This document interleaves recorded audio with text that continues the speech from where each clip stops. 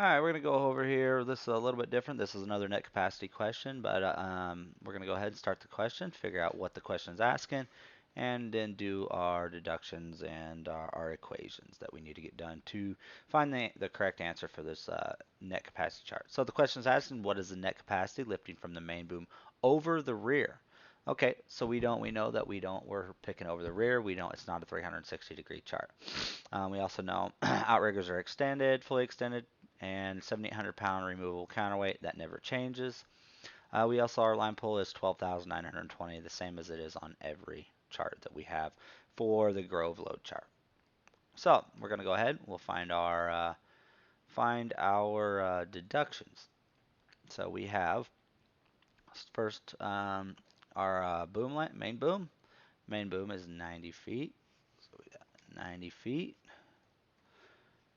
And then below, just like we always do, our radius. Our radius is 80 feet. Then from there, we're going to go ahead and continue with our deductions. So we don't have any deductions under other, where normally our auxiliary boom head would be. We don't have one. So this also tells me we have a 32 56 foot stowed jib. So go to the third and fourth column at the very top. We have the 32 56 foot jib is stowed. So 32 foot jib stowed is 267 pounds. We're going to go ahead and put that in. 267. Just kind of move it up just a wee bit there. Extension is stowed. And then our next one, we don't have an angle, and it tells us we don't have a block. So what this tells us, we have a 10-ton ball, but it's hung over the main boom. So we're not going to have a line deduction because we don't have a block. We just have a single part of line holding the 10-ton ball, and we need that to make any pick. So there will be no line deduction in this problem at all for either my auxiliary or my main. But we do have the main ball, the 10-ton headache ball, and that is 560 pounds. So we'll go ahead, add our ball here, do 560 pounds. 560 pounds, and now we do have rigging. Rigging is going to be another 300 pounds.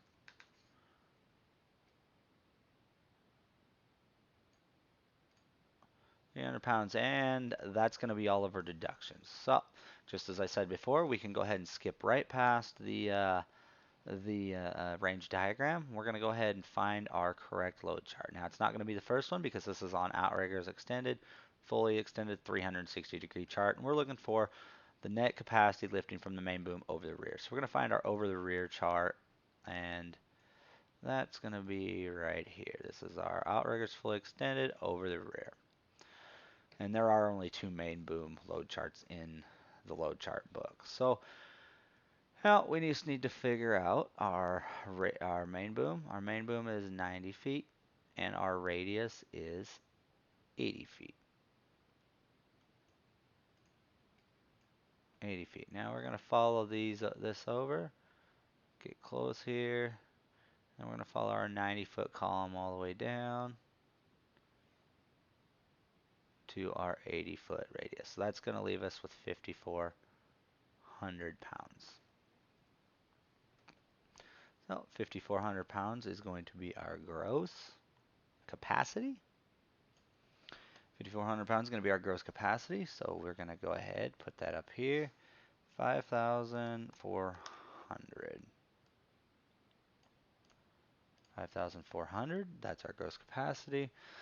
Now we can go ahead and add up all our deductions together. So let's start. We only have 3, so this should be super, super simple. Easy to do. No line deductions makes for an easy chart. So 267 plus 560 plus 300 equals 1,127. 1,127. This up a little bit. There we go. So now we're going to deduct our 1,127 from, and I did make a problem here. I messed up. So we are going to the jib is the 20.